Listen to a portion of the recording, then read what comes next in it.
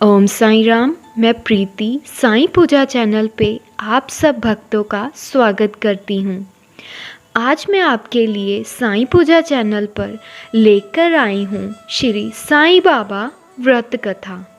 आप इस व्रत कथा को अपने व्रत वाले दिन अवश्य सुनिएगा। तो आइए शुरू करते हैं।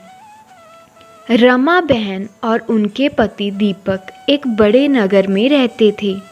दोनों का एक दूसरे के प्रति बड़ा प्रेम भाव था और वह अपने घर परिवार में आनंद पूर्वक रहते थे। दीपक बाई का अच्छा खासा कारोबार था, परंतु उनका स्वभाव थोड़ा कठोर या बोलने का शायद उन्हें ढंग न आता था। अचानक समय ने पासा पलटा और दीपक बाई का अच्छा खासा चलता हुआ कारोबार एकदम से ठप पड़ गया।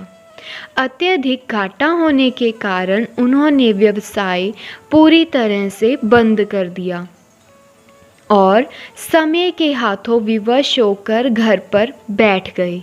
इस कारण उनके स्वभाव में भी पहले से ज़्यादा उग्रता आ गई थी। बात बात पर लड़ना झगड़ना उनकी आदत बन गई थी। इसी वजह से अक्सर उनकी अपने पास पड़ोसियों से भी कहासुनी हो जाती थी।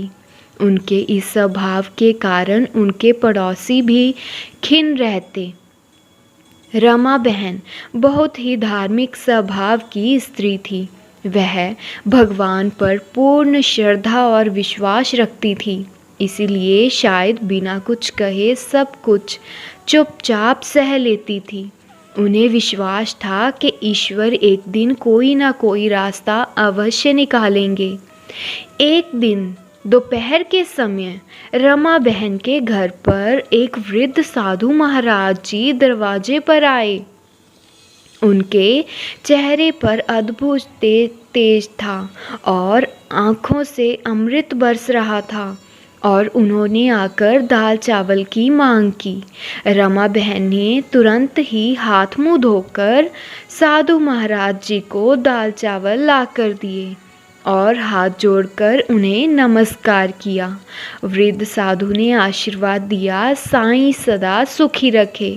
रमा बहन ने कहा, महाराज सुख तो अपने भाग्य में ही नहीं है, और फिर अपनी दुखी जीवन की सारी कहानी कह डाली। तब साधु महाराज ने रमा बहन के दुखों को दूर करने हेतु उन्हें श्री साईं बाबा के 9 गुरुवार के व्रत करने के बारे में बताया। उन्होंने बताया कि मन्नत मांगकर 9 गुरुवार को व्रत करना और एक समय फलाहार या भोजन करना, संभव हो सके तो 9 गुरुवार साईं मंदिर जाना एवं साईं बाबा के दर्शन करना, घर पर साईं बाबा की 9 गुरुवार विधि पूर्वक पूजा करना और विधिवत उद्यापन भी करना, गरीबों को भोजन कराना, श्री साईं व्रत कथा की पुस्तकें भेंट करना जिससे साईं बाबा की महिमा का प्रचार प्रसार हो सके। इससे चमत्कारी लाभ होता है। कलयुग में यह व्रत बड़ा चमत्कारी व्रत है। यह सभी की मनोकामनाएं पूर्ण करता है। लेकिन साईं बाबा पर अटूट श्रद्धा, विश्वास और धीरज रखना बहुत ज़रूरी है। व्रत को करते समय मन में किसी के प्रति भी ईर्ष्या, द्वेष नहीं होना चाहिए और झूठ, छल, कपट आदि बुरी आदतों को भी त्याग देना चाहिए। साईं का स्मरण करते रहना चाहिए। इन सब बातों को ध्यान में रखकर जो भी व्यक्ति साईं व्रत व उद्यापन करता है, साईं बाबा उसकी मनोकामना अवश्य पूर्ण करेंगे।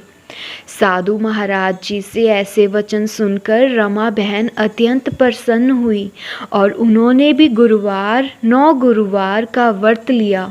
9वें गुरुवार को व्रत पूर्ण होने पर उन्होंने उद्यापन किया और गरीबों को भोजन कराया और साईं व्रत कथा की 101 पुस्तकें भी भेंट की।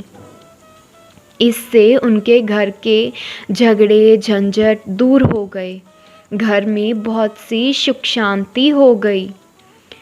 दीपक भाई के स्वभाव में भी आश्चर्यजनक बदलाव आ गया। उन्होंने फिर से अपना कारोबार शुरू कर दिया और थोड़े ही समय में उनके घर में सुख समृद्धि बढ़ गई। दोनों पति और पत्नी सुखी जीवन बिताने लगे। रमा बहन ने कहा कि साईं बाबा की महिमा महान है।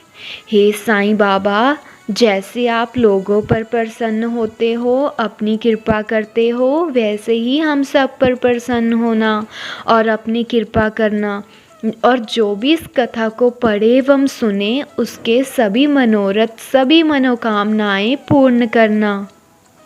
तो ये थी बाबा की साईं व्रत कथा।